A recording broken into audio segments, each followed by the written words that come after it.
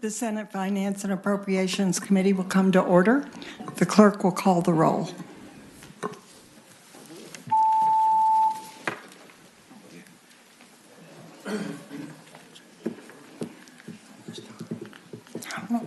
Madam Chair, you have a quorum. Thank you. This afternoon, we're here to deal with only one bill, that's Senate Bill 7001. Prior to our voting on that bill, I'd like to make a few comments. This pandemic has been challenging.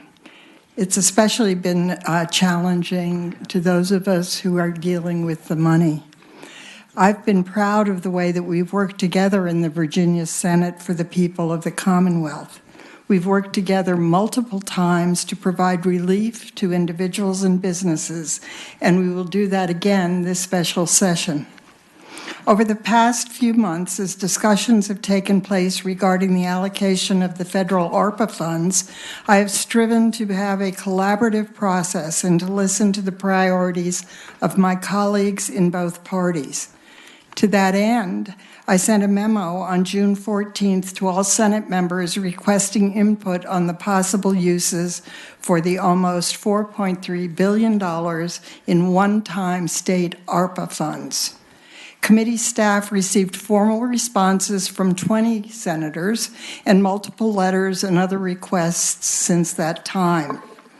I've shared with many of you that the most commonly received requests were in the categories of broadband, the Unemployment Trust Fund, and other related grants, water, wastewater, sewer, tourism, business support, and education, including both K-12, school modernization, and higher education support. Committee staff worked to quantify these requests and the agency requests that were later shared by the administration.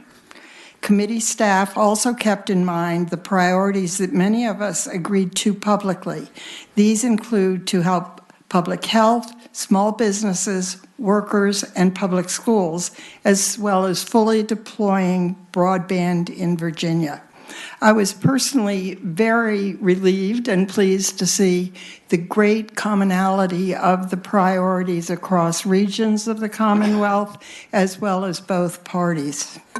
Senator Barker and I continued this process by reviewing Senate member and agency priorities to make recommendations to the administration, with input from some of our budget conferees, and with the hope that the bill that ultimately would be produced could be supported by the Senate Finance and Appropriations Committee and the Senate as a whole. The requests and feedback that I solicited on the Senate side was an informal process, and it was done to take the place of the traditional member budget amendments. This was an effort to make sure that this would be a truly efficient special session and that we could then assure that the ARPA funding would go out to where it was needed as quickly as possible.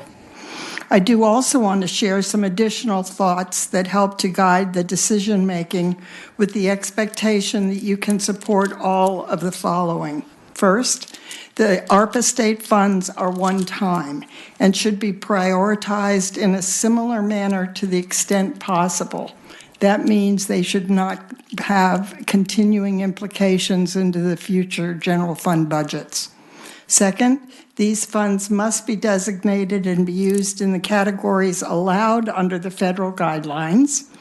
And since these funds can be spent through December 31st, 2024, we should not allocate the entire amount during the special session. Our thinking was to leave an amount approaching $1 billion to allocate during the regular 2022 session.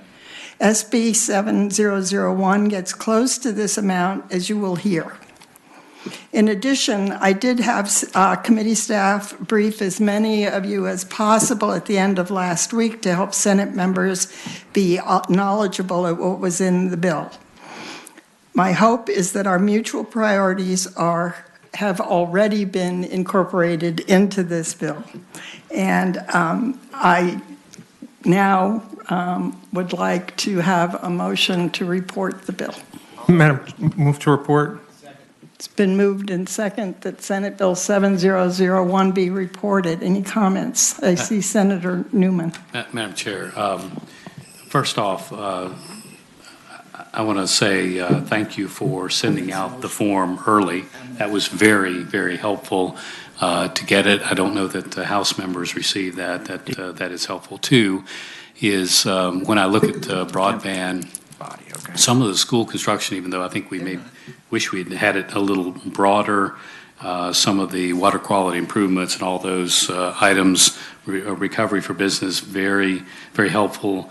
I guess one of the struggles I have is that as I learned what was in this product last Thursday, that's when I started with the amendments. So to me, I understand that you do not want the amendments here today or right now, but that you're fine with amendments on the floor. And to me, I'm going to have a few, as others will.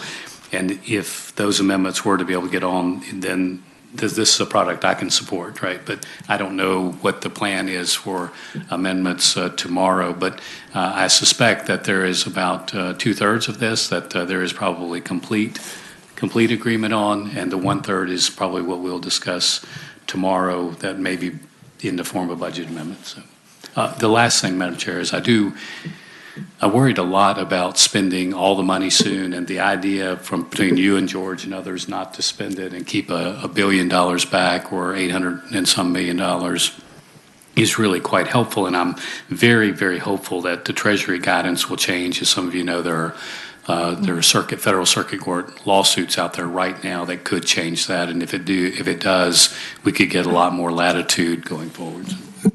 Thank you. Senator Hanger. Thank you, Madam Chair. I, too, would like to compliment you on your efforts to have a good process. And obviously, the time constraints and the need to do something quickly and in conjunction with the administration in the House complicates it a bit. There's a lot of good in this, and I appreciated the opportunities that I've had to have some input. I would say that there is too much good in this for me to vote against it, but I would also say that there are some opportunities to improve it. You, the staff, and all the members here that have had input into it put forward a lot of good recommendations that I largely agreed with the administration as well, and the House. But there are some things that crept into it or didn't creep into it that I would want to tweak a little bit. So I would just caution us not to have that haste get in the way of developing our good final product. So I intend to vote for it today, but I also have a couple of amendments that I would be thinking about that I would view as somewhat technical in nature.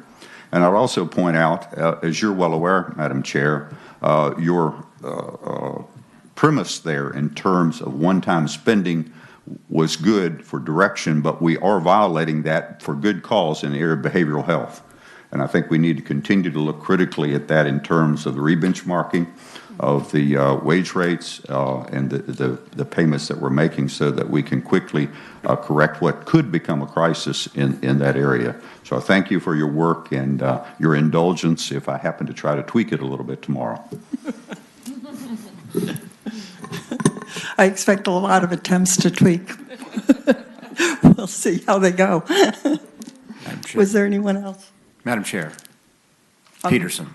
Senator Peterson. Thank you, Madam Chair. First of all, I want to, again, thank you for putting this together in such an expeditious manner. And I think we've hit most of the goals of the American Rescue Plan, which is to bring up our economy and try and focus on sectors that need economic assistance. I do think there's a couple non-monetary agenda items that crept in there that, frankly, should not have been in there. And, I think we're going to address that tomorrow. I do think we're a deliberative body. There were 40 members that we live all over Virginia. And that puts us a little bit different than people that build a budget that by and large are here in Richmond. And I do think we can, we're going to take some time with this tomorrow. And I'm sure once we get out of here, we'll have the best product. Thanks. Are there any further comments? Senator Norman. Madam Chairperson, I join in the chorus of thanking you for your efforts, and I think there's some very positive aspects of this. And like others, there may be some modest tweaking. I am concerned about process as opposed to substantive provisions. I do feel like that there are members of the Senate Republican caucus who've had the opportunity and the privilege to serve on the Senate Finance Committee many years, and they, through those years, have developed a certain degree of insight, if not knowledge and expertise on the budget. I do think it was disingenuous to, in essence, lock out Senate Republicans who embraced that knowledge from the deliberative process that went forward primarily between the chairman of House Appropriations, the chairman of Senate Finance, and perhaps Governor Mercer. Having said that, a little humor is a good thing.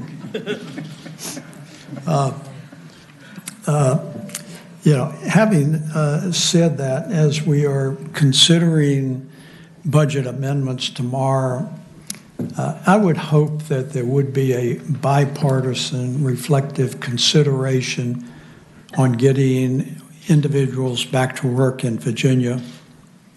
This $300 a week is doing nothing more than providing justification and excuses for people not going back to work. And I shared with Madam Chairperson and Senator Barker a story this morning that I am prayerful was fiction, but was absolutely factual. We have got to stop that. And I'm hoping that there really will be a bipartisan consideration of that. Secondly, Senator Peterson made reference to non-monetary issues and maybe some language that was inserted into this budgetary product.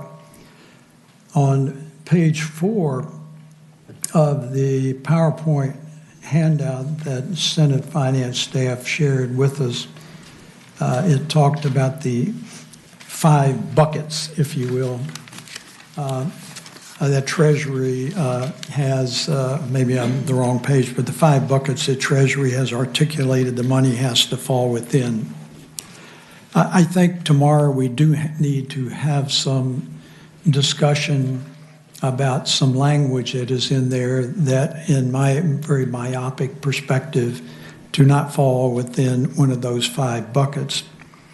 I telegraphed one very briefly on the floor today, and that is the detailed language implementing a policy that has not been considered by the General Assembly through the legislative process, and that's dealing with athletics and students and their names and images.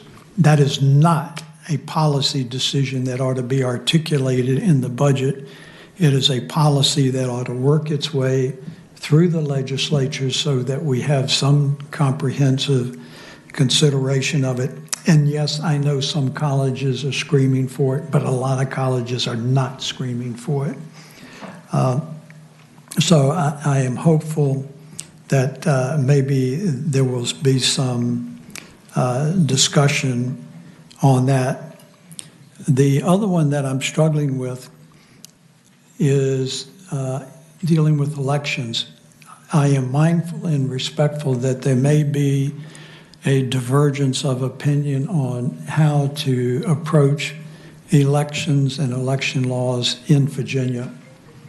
I am struggling to see the correlation between one of those 5 articulated Treasury buckets where money has to go and advocating voting on Sunday, voting education, early voting, and that is nothing more than a political articulation within the budget.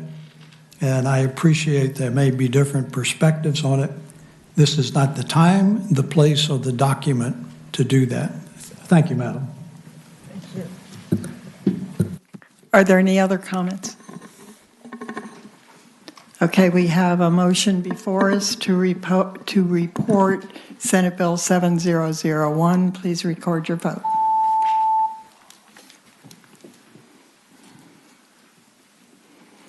Ayes 14, noes 2. Ayes 14, noes 2, the bill's reported.